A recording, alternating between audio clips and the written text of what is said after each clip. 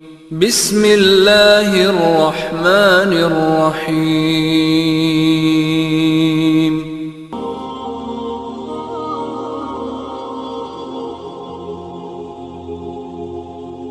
ہر طرف بتوں کی پرستش ہے، نمرود کے مجسمے بنے ہوئے ہیں اور لوگ ان کی پوجا پاٹ کرتے ہیں۔ اب ابراہیم کا امتحان ہے کہ کیا اس ماحول کے اندر وہ ان کی طرف جھکاؤ کرتا ہے، لیکن جناب ابراہیم کہتے ہیں کہ ان تماثیل کے آگے تم آسن مارے بیٹھے ہو، جو اپنا دفاع بھی نہیں کر سکتے اور اپنی ضرورت کی تکمیل بھی نہیں کر سکتے، تمہاری ضرورتوں کو کیسے پورا کریں گے؟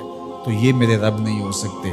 شمس و قمر کو، چاند کو، سورج کو، ستاروں کو پوجتے ہو، اچھا یہ چاند، یہ ستارے رب ہے؟ تو جب ڈوب گئے تو کہا کہ جو ڈوبنے والے ہیں وہ میرے رب تو نہیں ہو سکتے، مجھے رب کی ضرورت پڑ جائے، رب ڈوبا ہوا ہو تو مجھے تو وہ چاہیے جو ہر وقت حاضر ہو، تو میں تو اس رب کی پوجا نہیں کر سکتا۔ یہ ان کے شعور کا امتحان تھا اور اس شعوری امتحان میں پورے نکلے۔ پھر اس کے بعد اگلا امتحان تھا کہ وہ اس شعور کو بیان کرنے کی طاقت بھی رکھتے ہیں کہ نہیں۔ پھر بت کدا ٹوٹتا ہے، نمرود کا دربار سجتا ہے، اور وہاں جو خطبہ حضرت ابراہیم نے دیا زمانے نے سنا، جب کلہاڑا اس بڑے بت کے کندھے پہ رکھ دیا اور باقی سارے بتوں کا تیا پانچا کر کے رکھ دیا، جب وہ میلے سے واپس آئے تو ابراہیم بڑی بے نیازی سے بولتے، ان کے بڑے نے کیا ہوگا، دیکھو اسلحہ تو اسی کے کندھے پر ہے۔ تو وہ کہنے لگے ابراہیم تو جانتا ہے یہ بولتے نہیں ہیں، اور حضرت ابراہیم یہی تو لانا چاہتے تھے۔ پھر جو خطبہ دیا، اُفِّ لَکُمْ وَلِمَا تَعْبُدُونَ مِن دُونِ اللَّهِ أَفَلَا تَعْقِلُونَ، افسوس ہے تمہارے اوپر اور افسوس ہے ان پر جن کو تم اللہ کے علاوہ پوجتے ہو۔ افلا تعقلون، تمہاری کھوپڑی میں دماغ نہیں ہے؟ اور پھر اللہ کی توحید کا بیان فرمایا۔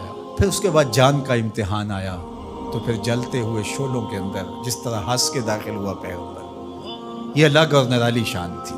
نمرود نے سوچا تھا جل کے راکھ ہو گیا ہوگا چخا میں، لیکن 40 دن کے بعد جب آگ بجھتی ہے تو حضرت ابراہیم انگاروں سے چلتے ہوئے یوں باہر آتے ہیں جس طرح پھولوں پر کوئی نازنین چل کے آ رہا۔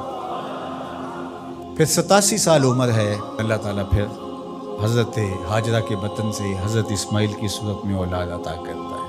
اب اتنی بڑھاپے کی عمر میں اولاد نصیب ہو تو انسان کا جی چاہتا ہے سارے کام کاج چھوڑ کے گھر بیٹھ جاؤں اور میں اپنی اولاد کے چہرے کی بلائیں لوں، لیکن حکم ہوتا ہے اپنی زوجہ کو بھی اور اپنے نو مولود بیٹے کو بھی ایسی وادی میں چھوڑاؤ جہاں کوئی سبزہ بھی نہیں ہوگا۔ اللہ اکبر۔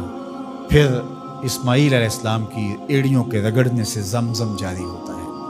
اب ذرا دیکھیے، ایک ایسا امتحان آتا ہے، اگر کو ہمالیہ پہ بھی ڈال دیا جاتا اس کا پتا بھی پانی ہو جاتا۔ فلما بلغ معہ السعی، جب وہ ان کے ساتھ چلنے پھرنے کے قابل ہوا، ابراہیم علیہ السلام خواب دیکھتے ہیں، اور خواب کیا دیکھتے ہیں کہ میں بیٹے کو ذبح کر رہا ہوں۔ فلما اسلما، جب دونوں راضی ہو گئے، باپ ذبح کرنے پہ اور بیٹا ذبح ہونے پہ، اب باپ کی آنکھوں پہ پٹی بندھی ہے، ہاتھ میں چھری ہے، 100 سال کا بوڑھا باپ، جبل سبیر کا دامن، منا کی وادی، کارکنان قضاء و قدر دم بخود ہیں، شمس و قمر، یہ منظر آج سے قبل انہوں نے نہیں دیکھا تھا، اور سورج بادلوں کی اوٹ میں منہ چھپانے کی کوشش کر رہا ہے کہ یہ منظر مجھ سے نہیں دیکھا جائے گا، حوروں کی چیخیں نکل رہی ہے، کائنات تھرا رہی ہے، مالک قیامت آنے والی۔ اور مالک بھی فرشتوں سے کہہ رہا تھا کہ تم کہتے تھے نا کہ سجدے ہم کریں گے، تسبیحات ہم کریں گے، انسان تو دینگا مشتیاں کرے گا، ذرا میرے بندے کی اس ادا کو بھی دیکھو، میرے حکم کی تعمیل پر میرے بندے کی اس انوکھی ادا کو بھی دیکھو۔ چھری کی نوک حلق کے اوپر رکھ کے پورا وزن ڈال دیا، گلا کٹ گیا، خون بہنے لگا۔ ابراہیم علیہ السلام ایک عجیب کیفیت میں، کیا کیفیت ہو سکتی ہے، میرے پاس تو لفظ نہیں ہے۔ اللہ اکبر۔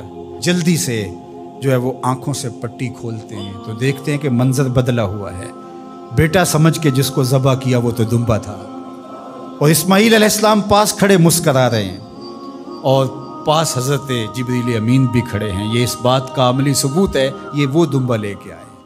تو بے ساختہ جناب ابراہیم علیہ السلام کی زبان پر جو لفظ آیا وہ یہ تھا، اللہ اکبر، اللہ اکبر۔